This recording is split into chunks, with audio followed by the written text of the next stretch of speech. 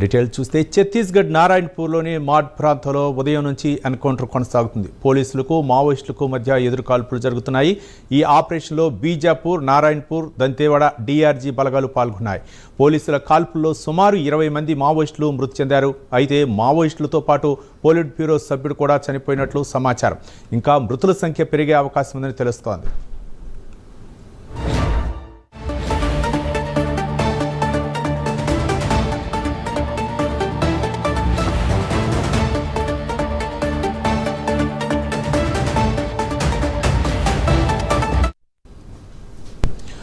ఛత్తీస్గఢ్లో మావోయిస్టులకి పోలీసులకు మధ్య భారీ ఎన్కౌంటర్ జరిగినట్లు తెలుస్తుంది. దాదాపు 20 మంది మావోయిస్టులు ఈ ఎన్కౌంటర్లో చనిపోయినట్లు తెలుస్తుంది. దీనిపై మరింత సమాచారం మా కరెస్పాండెంట్ రజనీకాంత్ అందిస్తారు. రజనీకాంత్, ఛత్తీస్గఢ్ లో జరుగుతున్నటువంటి ఎన్కౌంటర్ల పట్ల ప్రభుత్వం సీరియస్ గా తీసుకుంది. కేంద్ర ప్రభుత్వం ముఖ్యంగా మావోయిస్టుల కట్టడి చేసి ప్రభుత్వం అన్ని రకాల చర్యలు చేపట్టింది. ఎన్నడూ లేని విధంగా గత 3 నెలల కాలంలో మావోయిస్టులకు ఎదురు దెబ్బలు తగులుతా ఉంది. ప్రత్యేక బలగాల చేత ఛత్తీస్గఢ్ అటవీ ప్రాంతంలో పూర్తిగా గాలింపు చర్యలు అయితే చేపట్టింది.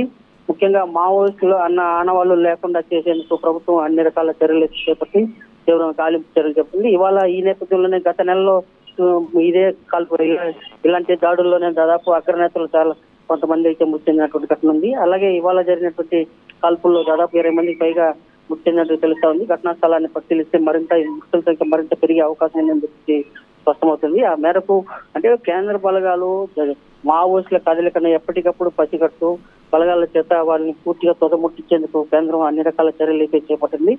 ఆ చర్యల్లో భాగంగానే ఇవాళ జల్లెడు బట్టి గాలింపు చర్యలు చేపట్టి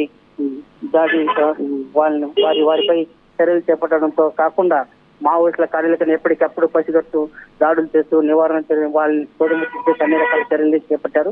ముఖ్యంగా తనంగా విద్రోహ శక్తులకు పాల్పడే కార్యక్రమాలకు ఊతమిస్తున్న నేపథ్యంలోనే ప్రభుత్వం ఇలాంటి వాటిని పూర్తిగా తోడుముట్టించాలని చెప్పి నిర్ణయించి చర్యలు చేపడతా ఉంది.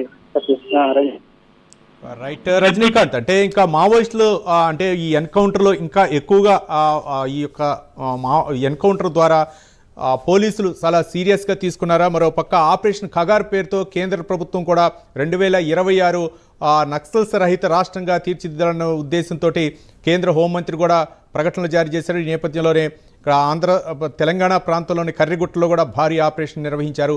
ఈ నేపథ్యంలో ఛత్తీస్గఢ్లో కూడా ఇంకా ఈ యొక్క ఆపరేషన్ కొనసాగే అవకాశాలు ఉన్నాయి అనుకోవచ్చా రజనీకాంత్?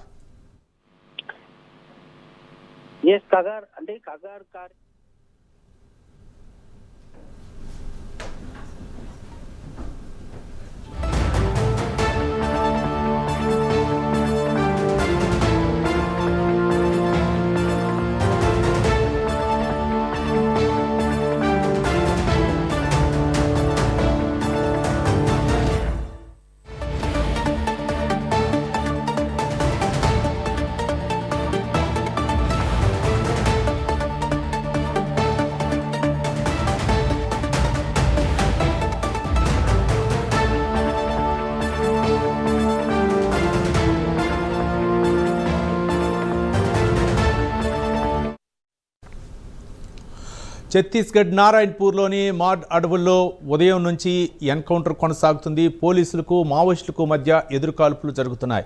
పోలీసుల కాల్పుల్లో సుమారు 20 మంది మావోయిస్టులు మృతి చెందారు. అయితే మావోయిస్టులతో పాటు పోలిట్ బ్యూరో సభ్యుడు కూడా చనిపోయినట్లు సమాచారం.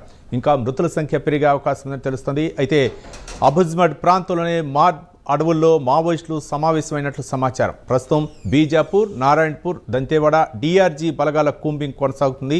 నారాయణపూర్ ఎస్పీ ప్రభాత్ కుమార్ ఈ విషయాల్ని ధృవీకరించారు.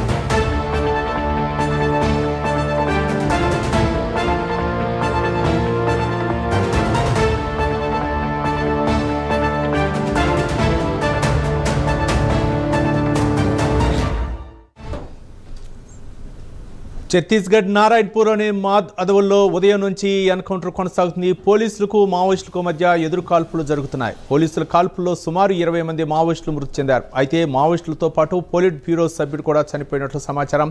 ఇంకా మృతుల సంఖ్య పెరిగే అవకాశం ఉందని తెలుస్తోంది. అయితే అబుజ్మడ్ ప్రాంతంలోని మాద్ అడవుల్లో మావోయిస్టులు సమావేశమైనట్లు సమాచారం. ప్రస్తుతం బీజాపూర్, నారాయణపూర్, దంతేవాడ డిఆర్జీ బలగాల కూంబింగ్ కొనసాగుతుందని నారాయణపూర్ ఎస్పీ ప్రభాత్ కుమార్ ధృవీకరించారు. దీనిపై మరింత సమాచారం మా కరెస్పాండెంట్ రజనీకాంత్ ఫోన్ లైన్లో అందిస్తారు. రజనీకాంత్,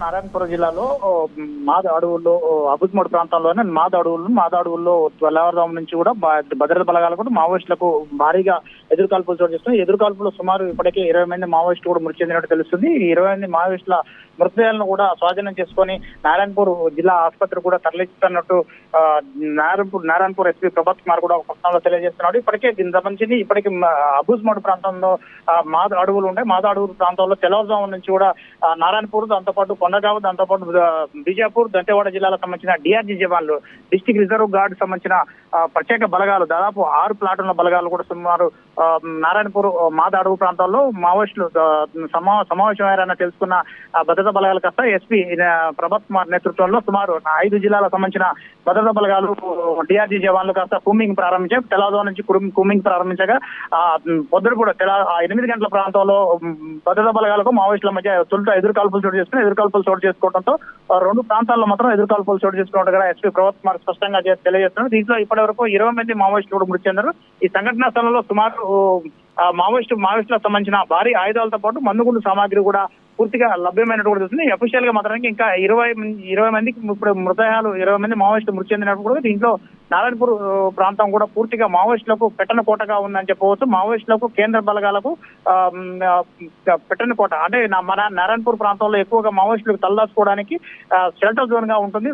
దాదాపు దీనికి సంబంధించి 2022లో కూడా సుమారు ఇదే ప్రాంతం నారాయణపూర్ జిల్లాలో కూడా అత్యధికంగా 32 మంది మావోయిస్టులు భద్రతా బలగాల కాల్పుల్లో చనిపోయినారు. ఆ తర్వాత ఇది నారాయణపూర్ జిల్లాలో ఇది 2వ అతిపెద్ద ఎన్కౌంటర్ అని చెప్పి 20 మంది మావోయిస్టులు మృతి చెందగా మరో